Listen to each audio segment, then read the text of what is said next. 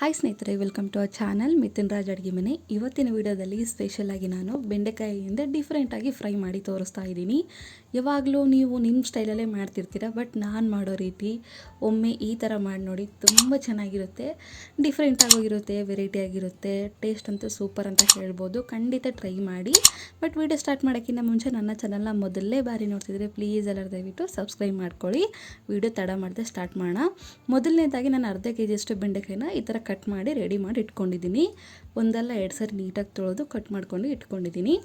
Next ಒಂದು ಕಡಾಯಲ್ಲಿ 2ರಿಂದ 3 ಸ್ಪೂನಷ್ಟು ಕಡಲೆ ಹಿಟ್ಟನ್ನು ಹಾಕ್ತಾಯಿದ್ದೀನಿ. ನಾನಿಲ್ಲಿ ಅರ್ಧ ಕೆಜಿ ತೊಗೊಂಡಿರೋದ್ರಿಂದ 2ರಿಂದ 3 ಸ್ಪೂನ್ ಸಾಕು. ನಿಮಗೆ ಜಾಸ್ತಿ ಬೇಡ ಅಂತಂದರೆ 2 ಸ್ಪೂನ್ ಹಾಕ್ಕೊಳ್ಳಿ. 1ರಿಂದ 2 ಸ್ಪೂನ್ ಸಾಕು. ಲೋ ಫ್ಲೇಮಲ್ಲೇ ಇದನ್ನು 2ರಿಂದ 3 ನಿಮಿಷ ಸಣ್ಣ ಊರಿನಲ್ಲೇ ಹುರ್ಕೋಬೇಕು. ಯಾಕಂದರೆ ಕಲರ್ ಚೇಂಜ್ ಆಗಬಾರ್ದು. ಕಲರ್ ಚೇಂಜ್ ಆಗಿಬಿಟ್ರೆ ಬೆಂಡೆಕಾಯಿ ಫ್ರೈ ಕಲರ್ ಚೇಂಜ್ ಆಗಿಬಿಡುತ್ತೆ. ನೋಡಿದ್ರೆ ಇದು ಆಗಿದೆ. 2ರಿಂದ 3 ನಿಮಿಷ ಸಾಕು. ಲೋ ಫ್ಲೇಮಲ್ಲಿ ಹುರ್ಕೋಬೇಕು. ಇದಾದಮೇಲೆ ಸ್ವಲ್ಪ ತಣ್ಣಗಾಗಬೇಕು. ತಣ್ಣಗಾಗಿದ ನಂತರ ನಾವು ಒಂದು ಬೌಲಲ್ಲಿ ಹಾಕ್ಕೊಳ್ಳೋಣ. ತಣ್ಣಗಾಗಿದೆ, ಒಂದು ಬೌಲಲ್ಲಿ ಹಾಕ್ಕೊತೀನಿ. ನಿಮಗೆ ಕಡಲೆ ಹಿಟ್ಟು ಜಾಸ್ತಿ ಇಷ್ಟ ಇಲ್ಲ ಅಂದರೆ ಕಡಿಮೆ ಕೂಡ ಹಾಕ್ಕೋಬೋದು. ಇವಾಗ ಇದಕ್ಕೆ ನಾನು ಉಪ್ಪು ಸೇರಿಸ್ತೀನಿ. ಇದಕ್ಕೆ ಮಾತ್ರ ಸೇರಿಸ್ತೀನಿ. ನೆಕ್ಸ್ಟ್ ಧನಿಯಾ ಪುಡಿ, ನೆಕ್ಸ್ಟ್ ಅರಿಶಿಣ, ನೆಕ್ಸ್ಟ್ ಖಾರದ ಪುಡಿ ಎಲ್ಲವೂ ಕಾಲು ಸ್ಪೂನಷ್ಟು ಹಾಕ್ತಾಯಿದ್ದೀನಿ. ಎಲ್ಲವನ್ನು ಹಾಕಿ ನೀಟಾಗಿ ಕಲಿಸ್ಕೊತೀನಿ. ನೀಟಾಗಿ ಕಲಿಸ್ಕೊಂಡಿದ ನಂತರ ಇವಾಗ ಇದಕ್ಕೆ ನೀರನ್ನು ಆ್ಯಡ್ ಮಾಡ್ತೀನಿ. ಯಾವುದೇ ಗಂಟಿಲ್ಲದೆ ಒಂಥರ ಲಿಕ್ವಿಡ್ ಥರ ಮಾಡ್ಕೋಬೇಕು. ಈ ಥರ ನೀಟಾಗಿ ಕಲಿಸ್ಕೋಬೇಕು.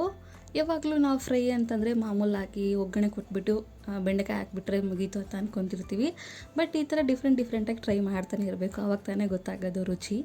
ಆ್ಯಂಡ್ ನೋಡಿದ್ರೆ ಇದು ರೆಡಿಯಾಗಿದೆ. ಇಷ್ಟಾದರೆ ಸಾಕು, ಯಾವುದೇ ಗಂಟಿಲ್ಲ. ಇದು ಸೈಡ್ಗಿರಲಿ. ನೆಕ್ಸ್ಟ್ ಇನ್ನೊಂದು ಪಾತ್ರೆಯಲ್ಲಿ ನಾನು ಏನು ಮಾಡ್ತೀನಿ, 3 ಸ್ಪೂನಷ್ಟು ಎಣ್ಣೆ ಹಾಕ್ತಿದ್ದೀನಿ. 3 ಸ್ಪೂನಷ್ಟು ಎಣ್ಣೆ ಹಾಕಿದ್ಮೇಲೆ ಎಣ್ಣೆ ಸ್ವಲ್ಪ ಕಾದ್ಮೇಲೆ ಸ್ವಲ್ಪ ಇಂಗು ಹಾಕ್ತಿದ್ದೀನಿ. ಅರ್ಧ ಸ್ಪೂನಷ್ಟು ಜೀರಿಗೆ ಹಾಕ್ತಿದ್ದೀನಿ. ಇವನ್ನ ಸ್ವಲ್ಪ ಕೈ ಆಡಿಸ್ಕೊಂಡು ಇವಾಗ ಇದಕ್ಕೆ ಅರ್ಧ ಕೆಜಿಯಷ್ಟು ರೆಡಿ ಮಾಡಿ ಇಟ್ಕೊಂಡಿರುವಂಥ ಬೆಂಡೆಕಾಯಿನ ಕೂಡ ಹಾಕ್ತೀನಿ. ಈ ಥರ ಬೆಂಡೆಕಾಯಿ ಹಾಕಿದ ಮೇಲೆ ಮೀಡಿಯಮ್ ಫ್ಲೇಮ್ಗೆ ಇಟ್ಕೊಂಡು ಇದನ್ನು ಫ್ರೈ ಮಾಡ್ಕೋಬೇಕು. ಬೆಂಡೆಕಾಯಿ ಹಾಕಿದ ಮೇಲೆ ಮೀಡಿಯಮ್ ಫ್ಲೇಮಲ್ಲಿ ಇಟ್ಕೊಂಡೆ ಒಂದು 50% ಕುಕ್ ಆಗಬೇಕು. ಅಲ್ಲಿವರೆಗೂ ನಾವು ಫ್ರೈ ಮಾಡ್ಕೋಬೇಕು. ನೆಕ್ಸ್ಟ್ ಇನ್ನೊಂದು ಪ್ರೊಸೆಸ್ ಮಾಡ್ಕೊಳ್ಳೋಣ. ಈ ಥರ ನೀಟಾಗಿ ಕಲಿಸ್ಕೊಂಡು ಮೀಡಿಯಮ್ ಫ್ಲೇಮಲ್ಲೇ ಇರಲಿ ಗ್ಯಾಸು. ನೋಡಿದ್ರೆ ಕಲರ್ ಕೂಡ ಚೇಂಜ್ ಆಗಿದೆ. ಒಂದು 50% ಕುಕ್ ಕೂಡ ಆಗಿದೆ. ನೀಟಾಗಿ ಕೂಡ ಬೆಂದಿರುತ್ತೆ. ಇವಾಗ ಈ ಥರ ಸ್ವಲ್ಪ ಸೆಂಟ್ರಲ್ಲಿ ಈ ಥರ ಮಾಡಿಕೊಂಡು ಇವಾಗ ಇದಕ್ಕೆ ಒಂದು ಮೀಡಿಯಮ್ ಈರುಳ್ಳಿನ ಸಣ್ಣದಾಗಿ ಕಟ್ ಮಾಡಿಕೊಂಡು ಹಾಕ್ತಾಯಿದ್ದೀನಿ. ಒಂದು 4ರಿಂದ 5 ಮೆಣಸಿನ್ಕಾಯಿ ಸಣ್ಣದಾಗಿ ಕಟ್ ಮಾಡಿಕೊಂಡು ಹಾಕಿದ್ದೀನಿ. ಈರುಳ್ಳಿ ಮೆಣಸಿನ್ಕಾಯಿ ಹಾಕಿದ ಮೇಲೆ ಇನ್ನೂ ಸಹ ನೀಟಾಗಿ ಕಲಿಸ್ಕೊತೀನಿ. ಈರುಳ್ಳಿ ಸ್ವಲ್ಪ ಬೇಯಬೇಕು, ಅಲ್ಲಿವರೆಗೂ ನಾವು ಫ್ರೈ ಮಾಡ್ಕೋಬೇಕಾಗುತ್ತೆ.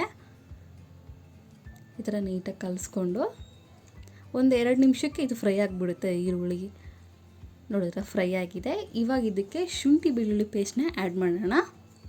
ನೀಟಾಗಿ ಕಲಿಸ್ಕೊಂಡು ನೆನಪಿಲ್ಲಿ ಒತ್ತಿಸ್ಬೇಡಿ. ಇವಾಗ ಇದಕ್ಕೆ ಶುಂಠಿ ಬೆಳ್ಳುಳ್ಳಿ ಪೇಸ್ಟ್ ಆ್ಯಡ್ ಮಾಡ್ತೀನಿ. ಒಂದು ಅರ್ಧ ಸ್ಪೂನಷ್ಟು. ಹಸಿ ವಾಸನೆ ಹೋಗೋವರೆಗೂ ಫ್ರೈ ಮಾಡ್ಕೋಬೇಕು. ನೆನಪಿಲ್ಲಿ ಈರುಳ್ಳಿ ಮತ್ತು ಹಸಿಮೆಣಸಿನ್ಕಾಯಿ ಶುಂಠಿ ಬೆಳ್ಳುಳ್ಳಿ ಪೇಸ್ಟ್ ಹಾಕಬೇಕಾದ್ರೆ ಗ್ಯಾಸ್ ಲೋ ಫ್ಲೇಮಲ್ಲೇ ಇರಬೇಕು. ನೋಡಿದ್ರೆ ಇದು ಕೂಡ ಆಗಿದೆ. ಸ್ವಲ್ಪ ಹಸಿ ವಾಸನೆ ಹೋಗೋವರೆಗೂ ನಾವು ಫ್ರೈ ಮಾಡ್ಕೋಬೇಕು.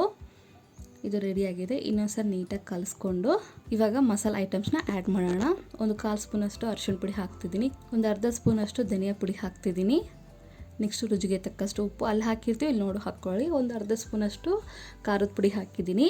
ಲೋ ಫ್ಲೇಮಲ್ಲಿ ಇಟ್ಕೊಂಡೆ ಮಸಾಲನೆಲ್ಲ ಹುರ್ಕೋಬೇಕು. ಸ್ವಲ್ಪ ಹಸಿ ವಾಸನೆ ಹೋಗೋವರೆಗೂ ನಾವು ಫ್ರೈ ಮಾಡ್ಕೋಬೇಕು. ಎಲ್ಲವೂ ನೀಟಾಗಿ ಕಲಿಸ್ಕೊಂಡಿದ ನಂತರ ಇವಾಗ ಇದಕ್ಕೆ ಆಲ್ರೆಡಿ ರೆಡಿ ಮಾಡ್ಕೊಂಡಿರುವಂಥ ಲಿಕ್ವಿಡ್ನ ಹಾಕ್ತಾಯಿದ್ದೀನಿ. ನೆನಪಿದೆ, ಮತ್ತೆ ಹೇಳ್ತಿದ್ದೀನಿ. ನಿಮಗೆ ಇಷ್ಟು ಕ್ವಾಂಟಿಟಿ ಲಿಕ್ವಿಡ್ ಇಷ್ಟ ಇಲ್ಲ ಅಂತಂದರೆ 1 ಸ್ಪೂನ್ ಮಾತ್ರ ಹಾಕ್ಕೊಂಡ್ರೂ ನಡೆಯುತ್ತೆ. ಇಲ್ಲ ನಾವು ಜಾಸ್ತಿ ತಿಂತೀವಿ ಅಂದರೆ ಜಾಸ್ತಿ ಕೂಡ ಹಾಕ್ಕೋಬೋದು. ಈ ಥರ ಲಿಕ್ವಿಡ್ ಹಾಕ್ಕೊಂಡ್ಮೇಲೆ ಮೀಡಿಯಮ್ ಅಥವಾ ಲೋ ಫ್ಲೇಮಲ್ಲಿ ಇಟ್ಕೊಂಡೆ ಫ್ರೈ ಮಾಡಿಕೊಂಡ್ರೆ ಉದ್ರುದ್ರಾಗಿ ಆಗುತ್ತೆ. ನೋಡಿದ್ರೆ ಯಾವ ಥರ ಆಗಿದೆ. ನಿಮಗೆ ಇಷ್ಟ ಇದ್ದರೆ ಜಾಸ್ತಿ ಕ್ವಾಂಟಿಟಿ ಹಾಕ್ಕೋಬೋದು, ಇಲ್ಲಾಂದರೆ ಕಡಿಮೆ ಕ್ವಾಂಟಿಟಿ ಹಾಕ್ಕೋಬೋದು. ಮತ್ತೆ ಹೇಳ್ತಿದ್ದೀನಿ. ಈ ಥರ ಬೆಂಡೆಕಾಯಿ ಎಲ್ಲ ಸಪ್ರೇಟಾಗಿ ಆಗಿದ್ಮೇಲೆ ಗ್ಯಾಸ್ ಫ್ಲೇಮ್ ಆಫ್ ಮಾಡ್ಕೊಂಡ್ಬಿಟ್ರೆ ಸಾಕು. ಸಿಂಪಲ್ ಆಗಿರುವಂಥ ಡಿಫ್ರೆಂಟ್ ಆಗಿರುವಂಥ ಬೆಂಡೆಕಾಯಿ ಫ್ರೈ ರೆಡಿಯಾಗಿರುತ್ತೆ.